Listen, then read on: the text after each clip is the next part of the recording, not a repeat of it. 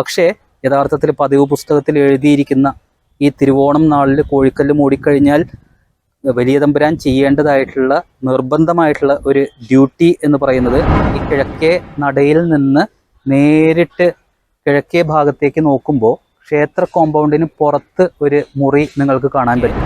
ഒരൊറ്റ കാര്യം എല്ലാവരെയും ഓർമ്മിപ്പിക്കാനുള്ളത്, അതായത് ഭരണി മഹോത്സവത്തോടനുബന്ധിച്ചുള്ള അന്നദാനത്തെക്കുറിച്ച്. അപ്പോൾ അതിൻ്റെ ഡീറ്റെയിൽസ് കൂടി എല്ലാവരും ഒന്ന് നോട്ട് ചെയ്യുക, പരമാവധി എല്ലാവരും സഹകരിക്കുക എന്നുള്ള ഒരു അപേക്ഷ കൂടിയുണ്ട്. അമ്മേശ്വരണം ദേവീശ്വരണം. അപ്പോൾ മീനമാസത്തിലെ തിരുവോണം നാളിലുള്ള കോഴിക്കല്ല് മൂടൽ ചടങ്ങിനെ കുറിച്ച് ഞാൻ പറഞ്ഞിട്ടുണ്ടായിരുന്നു. ആ കോഴിക്കല്ല് മൂടിയതിന് ശേഷം തച്ചോളി തറവാട്ടുകാർ കോഴിയെ സമർപ്പിക്കുന്ന കേസും ഞാൻ പറഞ്ഞിട്ടുണ്ടായിരുന്നു. അതേപോലെ തന്നെ വേണാടൻ കൊടികൾ എന്ന് പറയുന്ന ആ ഒരു സംഭവം, അത് കെട്ടുന്നത് മറ്റേ ചെറുഭരണിക്ക് കൊടി കെട്ടുന്ന ആ ഇടമുക്ക് മൂപ്പന്മാർ തന്നെയാണ് എന്നും ഞാൻ പറഞ്ഞിട്ടുണ്ടായിരുന്നു. അപ്പോൾ ഇന്ന് ഞാൻ പറയുന്നത് വളരെ പ്രധാനപ്പെട്ട മറ്റൊരു കാര്യമാണ്. അതായത് കൊടുങ്ങല്ലൂരമ്മയുടെ അച്ഛൻ്റെ സ്ഥാനത്തുള്ള അല്ലെങ്കിൽ പിതാവിൻ്റെ സ്ഥാനത്തുള്ള ഒരു ആളാണ് കൊടുങ്ങല്ലൂരിലെ വലിയ തമ്പുരാൻ എന്ന് പറയുന്നത്.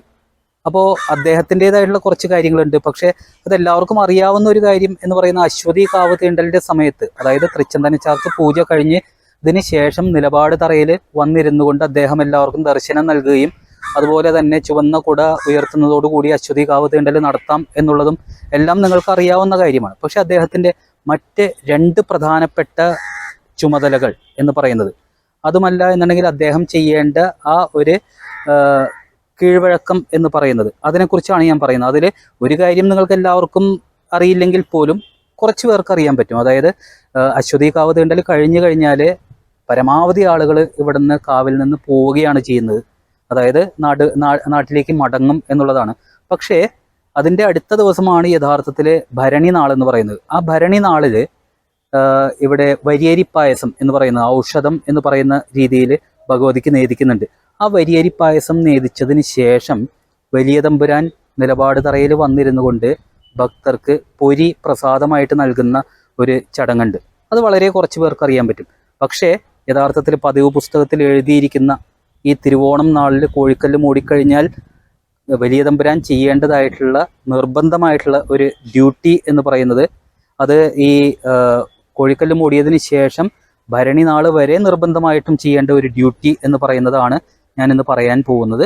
അത് കൃത്യമായിട്ട് പറഞ്ഞു കഴിഞ്ഞാൽ മീനമാസത്തിൽ തിരുവോണം നാളിൽ കോഴിക്കല്ല് മൂടിയതിന് ശേഷം തമ്പുരാൻ തന്നെ നേരിട്ട് ഭഗവതിയുടെ ഒരു കാര്യത്തിലും ഒരു കുറവും വരുത്താത്ത രീതിയിൽ, കുറ്റമറ്റ രീതിയിൽ ഇവിടുത്തെ എല്ലാ ചടങ്ങുകളും ഭംഗിയായി നടത്തിക്കൊണ്ടു പോകുന്നതിന് വേണ്ടിയിട്ട് കാര്യങ്ങളെല്ലാം നേരിട്ട് നോക്കി നടത്തണം എന്നുള്ളതാണ് ചട്ടം എന്ന് പറയുന്നത്.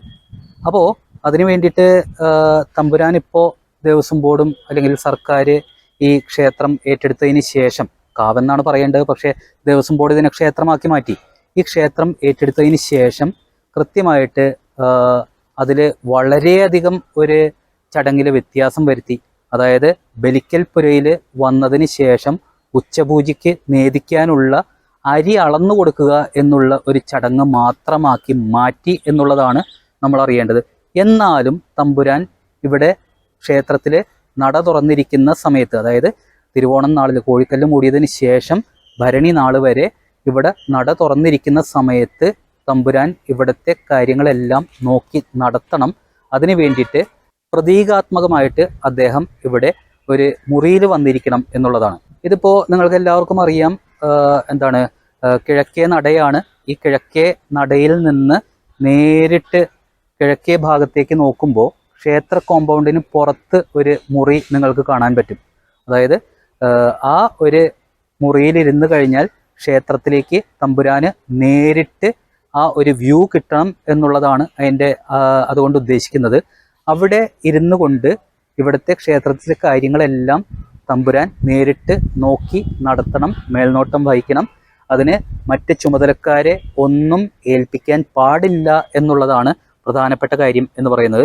അപ്പോൾ എന്തൊക്കെയായാലും പിതാവിൻ്റെ സ്ഥാനത്തുള്ള ആ വലിയ തമ്പുരാൻ എന്ന് പറയുന്നത്, അദ്ദേഹം ഇവിടെ പ്രതീകാത്മകമായിട്ടാണെന്നുണ്ടെങ്കിലും വന്നിരിക്കാറുണ്ട്. അതുപോലെ തന്നെ അരി അളന്നു കൊടുക്കാറുണ്ട്.